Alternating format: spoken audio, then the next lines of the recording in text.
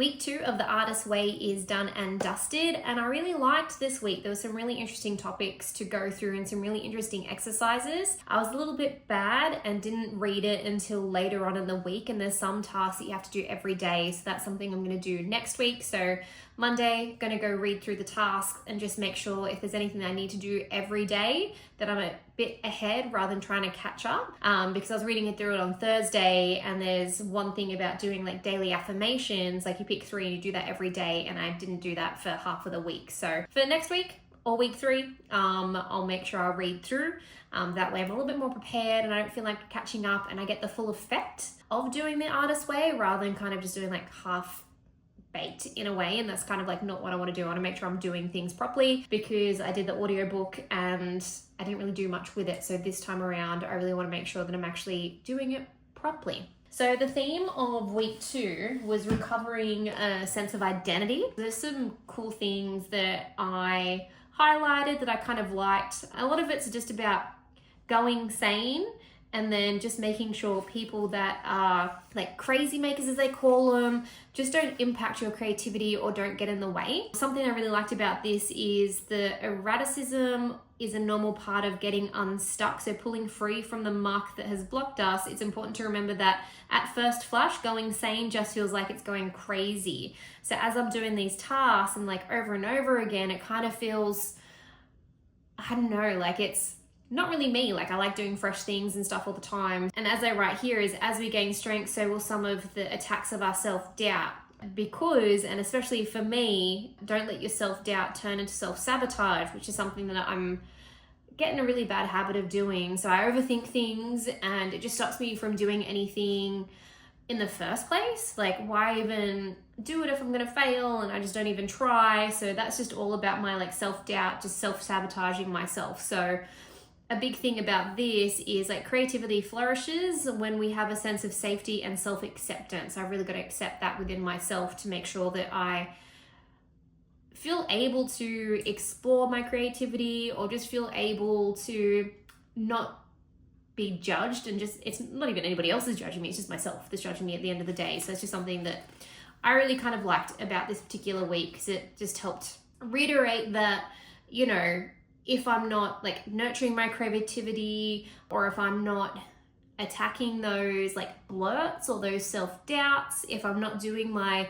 daily affirmations, then those negative thoughts can really creep in and just stop me from doing anything in the first place. So yeah, like it's just a really interesting week to kind of like think about that, because it's good as doing it super early on as well, because otherwise if I'm doing it later on, then I could have that self-doubt going through all the rest of the weeks. And I'm sure I still will, and I'm sure there will be quite a bit, but it's just making sure that I do the work, stick with the habits, and you know, that creativity, the muse, whatever you want to call it, is going to come. I've just got to be open to it.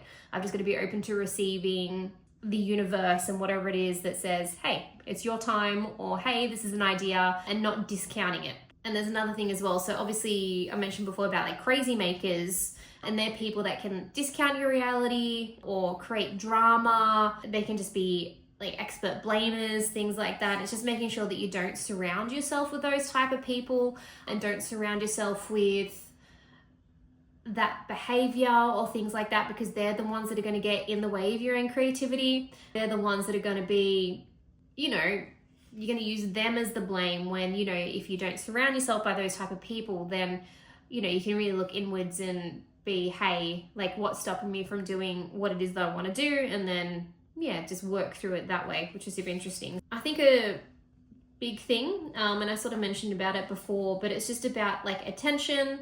It's about being open. It's about indulging in daydreams. How can I describe it? It's almost like just being like zoning out in a way, so you're not full of thoughts and all that kind of thing. It's just about being open, and it's just about being receptive, I think, and just like about paying attention to what's around you. Because I know sometimes if I do that, if I sort of zone out, or if I'm fully present, then you don't have like life, and things just like getting in the way of that thought process and things like that. So it's just about being present, I feel. The beginning part of this particular chapter is just talking through making sure you don't have those people that block you, and just being open to whatever the universe or the world kind of like wants to give to you, right? So with the tasks, it goes through like basic principles, things to help you put your criticism aside, I guess, and put away your judgment and things like that. But some of the other exercises or tasks that they get you to do is like, where does my time go?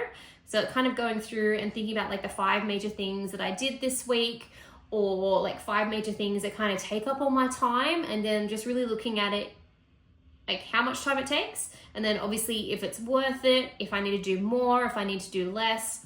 So in my main job, I did around about 41, 42 hours this week, and I'm meant to do about 40. Next week, I'm going to be really conscious about how much time or overtime that I do at work, and just make sure I try and leave on time and not let things get in the way of being able to do that. I help with the side business here, and that's about 4 hours, 3 hours. And that's pretty capped at the moment, and I can't change those hours, so I'm pretty good about keeping to that. For writing, it's about 5 hours, not enough for myself for this week, and it's something I really need to dedicate more time on and not get distracted by things or chores or housework or be late from work, and it kind of sets my whole day back or my week back, or sleeping in, so I can't do a workout in the morning and I've got to do it at night.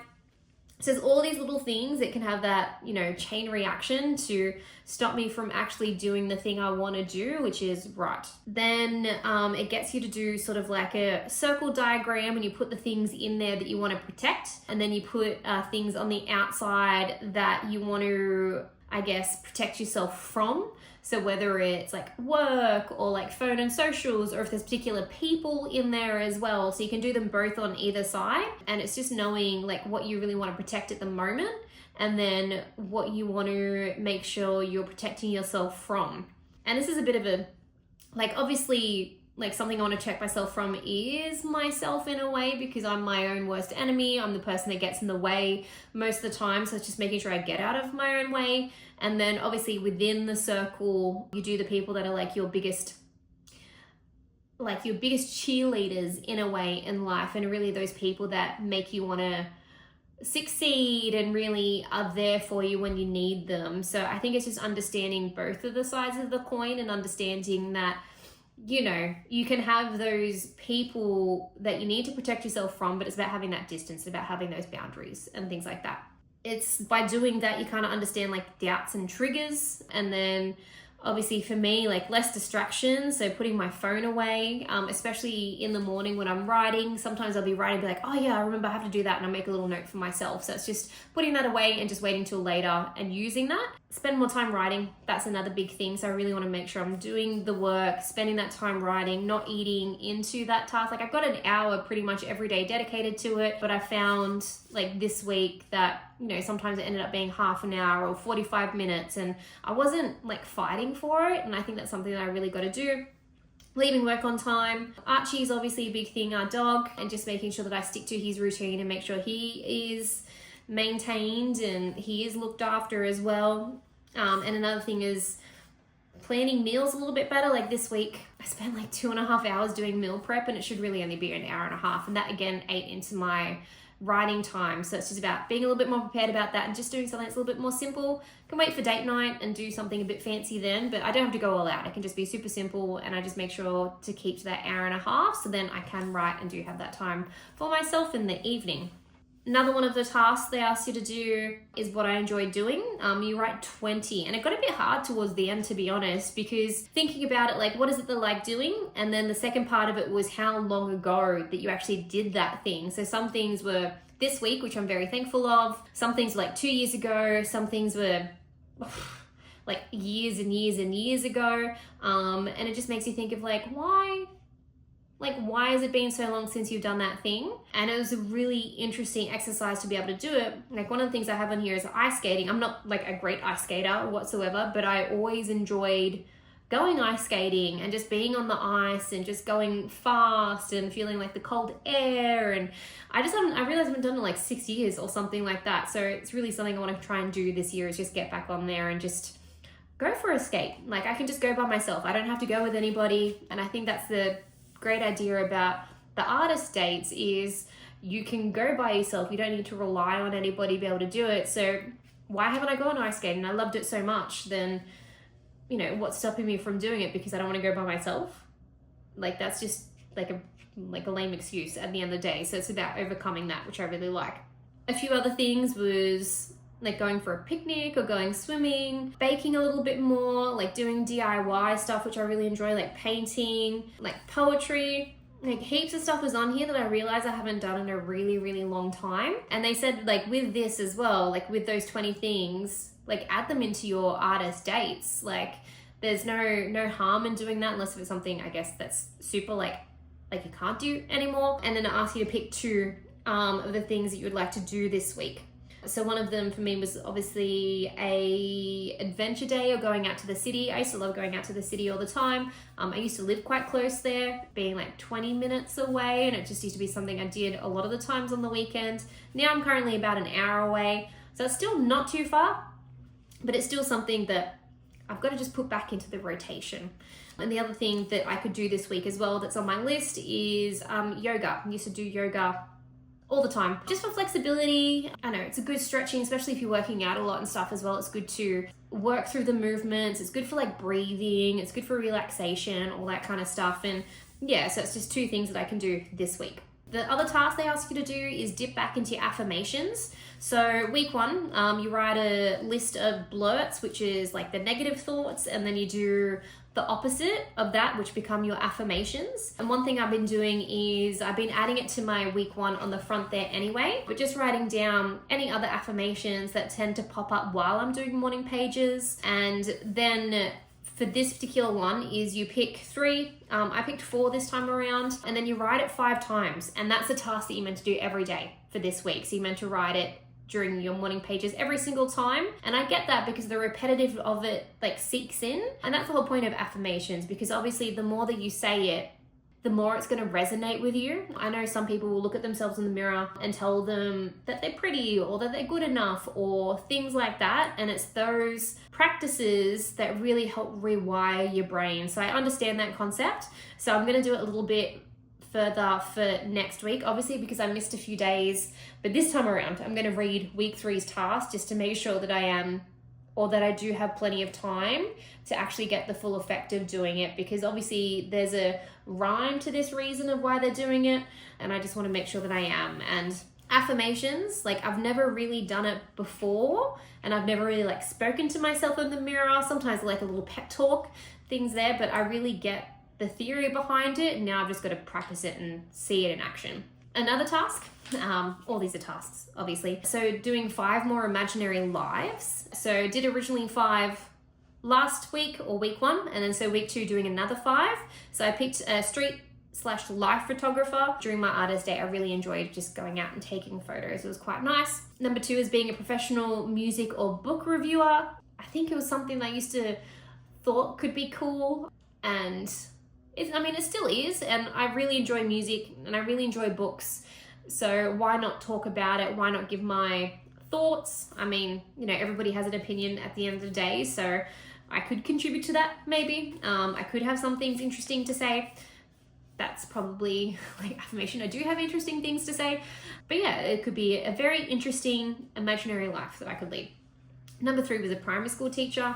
Love kids, love, their imagination and their curiosity and things like that. And I think it would be really rewarding being a primary school teacher. One of my friends is a primary school teacher and just absolutely loves it. So, could be, again, another really interesting, imaginary life. Number 4 was a dancer on stage. I used to dance a lot when I was younger. So probably when I was from about 4, I would say, till about year 8. So I would have been 13-ish or so, 13 or 14. And I danced for 5 days a week. So would do competitions, a Stedfords. And I did a whole range of things. I did the song and dance, did a duo, did the troops, did tap, jazz, ballet, modern, point. I did it all. And then when I got later in high school, I just didn't enjoy it as much anymore, and I ended up quitting and stopped dancing. But if I didn't quit, then what would I be doing? Would I still be a dancer? Would I be a dancer on stage? Would I be one of those Moulin Rouge ladies kicking their legs up super high? Who knows? But it's always those you know, like those alternate dimensions or those alternate like timelines and paths and things. So like if I didn't quit dancing and I sticked with it, like where would I be now? And it's just, yeah, an interesting thing to kind of think about. And then number 5 was a chef. So my brother is a chef. Like cooking has always been a big part of our family. Like my nan was always cooking, would always have us in the kitchen. They would have like this little stool for us to stand on and would help, whether it was like, you know, stirring a bowl or licking the spoon or like making donuts and things like that. We always used to be a part of it. And you know, like cooking, I always enjoy it. I may not be like an amazing at cooking or anything, but I really enjoy it. And I think it's like therapeutic, and I just like the process and like making meals and stuff like that. So it would be a very interesting imaginary life. Tough job, I don't know. I could imagine myself being like a chef or working in like a restaurant or a bakery or something like that. But while doing this exercise, I kind of thought of like a few potential videos I could do. So, and that's the whole idea about doing this, because it's not just about the exercise, about giving you ideas and about giving you a different thought process and just being able to think not how you normally would. So I got a few video ideas from there, which I thought was really cool. And it's just about, you know, with these imaginary lives, I thought to myself, can I incorporate these small, like any small acts into my everyday life? You know, obviously with the street photographer, I can just take photos on a regular basis. Like I can make videos about being a book reviewer or music or yeah. So it's just, I can incorporate these into my everyday life. It's just about actually doing it. Then another exercise was doing a life pie. And I've actually done one of these exercises through work before, but you do play, work, spirituality, romance, adventure, friends, and experience. You do like a little, like, I don't know if you can see here, but you do like a little dot, and then you kind of join it together, and then obviously it might be lopsided and things like that, but then you kind of work on the area that you'd feel least fulfilled with. Like closer to the center you're fulfilled, closer out not so much. So it's about, I don't know, just being a little bit more understanding of like where your time is spent, what it is that you do, where you can focus your energies and improve your life that way.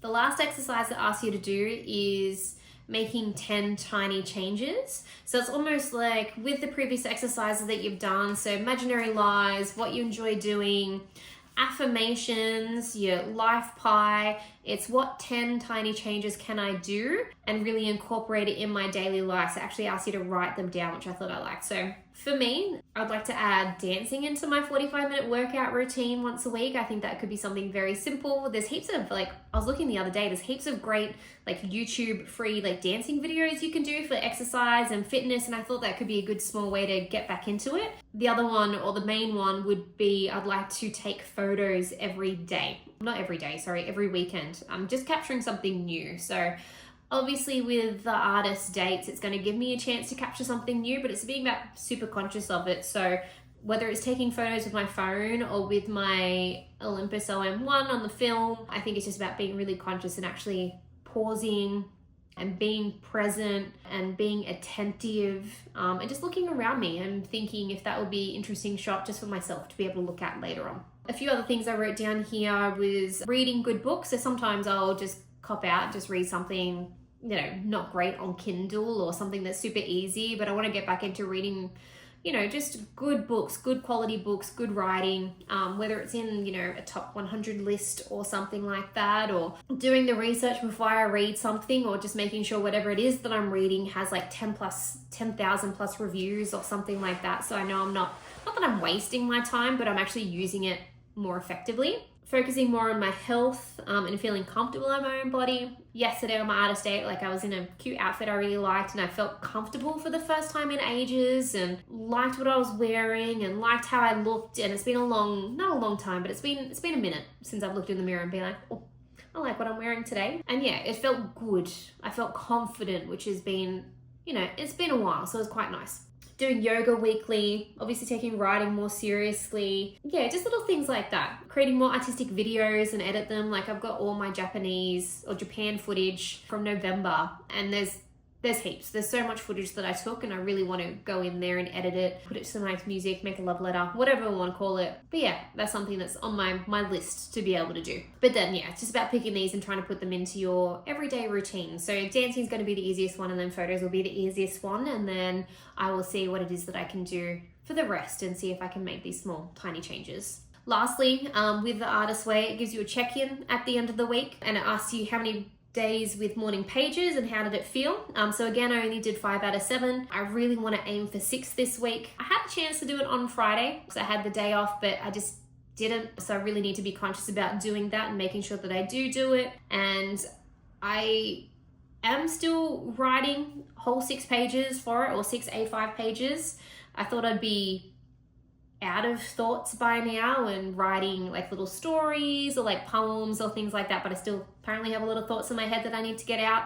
And I really liked the exercise of doing the affirmations, repeating the affirmations as well. And it's probably a good thing that you do them first thing in the morning, because it kind of puts you in a better mindset and kind of puts that confidence in there, and it kind of puts that comfortability and assures yourself that you're capable and work, like whatever your affirmations are. It's just, I think, a really, really good exercise to have in there. So yeah, I've just got to trust the process and make sure it's working. The Artist Day, and how did it feel? Yesterday, for my Artist Day, or Saturday, I went into the city, which was really fun.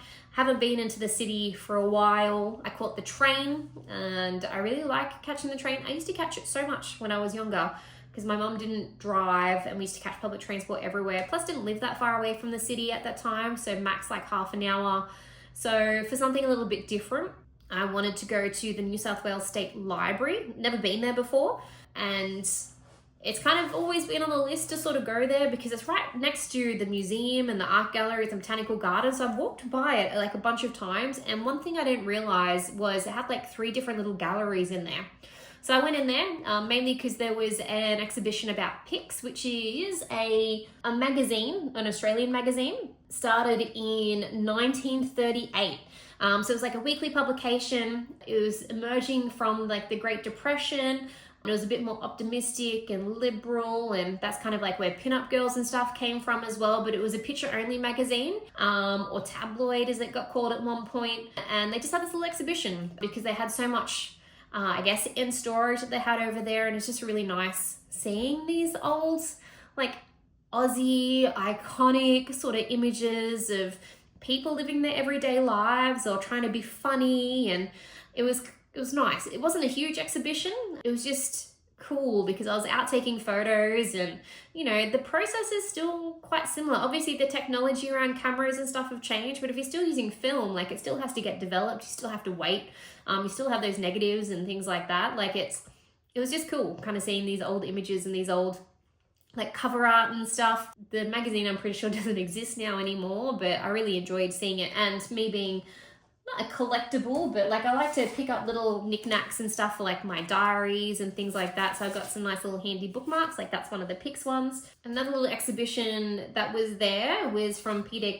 Kingston. I don't know too much about him, but again, another really iconic Australian artist. Does things a lot around like the Harbour Bridge, and just really, really iconic sort of images and homes and stuff like that. But yeah, spent the time around there. And so a lot of their artwork's just around the harbour and stuff, which was kind of cool. But yeah, the library was, I was going to say super cute, but the library was nice. It even had like a little like Shakespeare room that you could go into, had a Shakespeare bust, so many different editions of different Shakespeares and plays and all that kind of thing. And it's just like this little antique-y kind of room. Like the library itself is a heritage building, a bit smaller than what I thought, but still was nice because it was somewhere new and I've never been there before. And obviously being in a new place, having new experiences just creates, I don't know, new ideas and things like that. And I really enjoyed it. Also went to the Markets on the Rocks and got like a juice and some food. And again, was just spending time with myself, and it was just nice. I was taking a lot of photos, took some photos of the Opera House and some ferries and stuff coming through.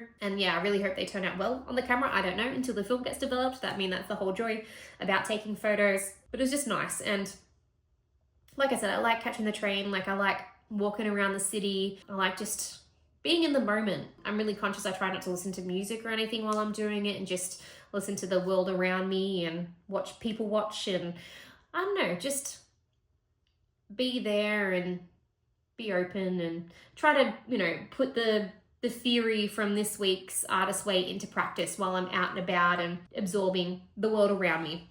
I really think that's about it, to be honest. And it's just us obstacles. Like, did you have any obstacles? Was there anything that kind of got in your way? And for me, like I mentioned earlier, it was just making sure that I read through the tasks earlier on in the week. That way, if anything needs to be repeated, if anything needs to be like a daily practice, then I can actually do it and feel like I'm getting the full effect of what it is that I'm meant to be doing. But yeah, that's week 2.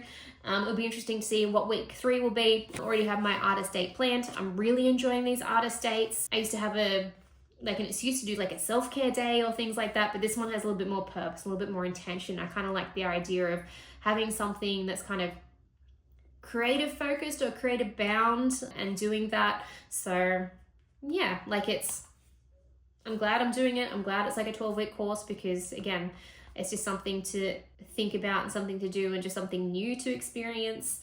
See what week 3 brings.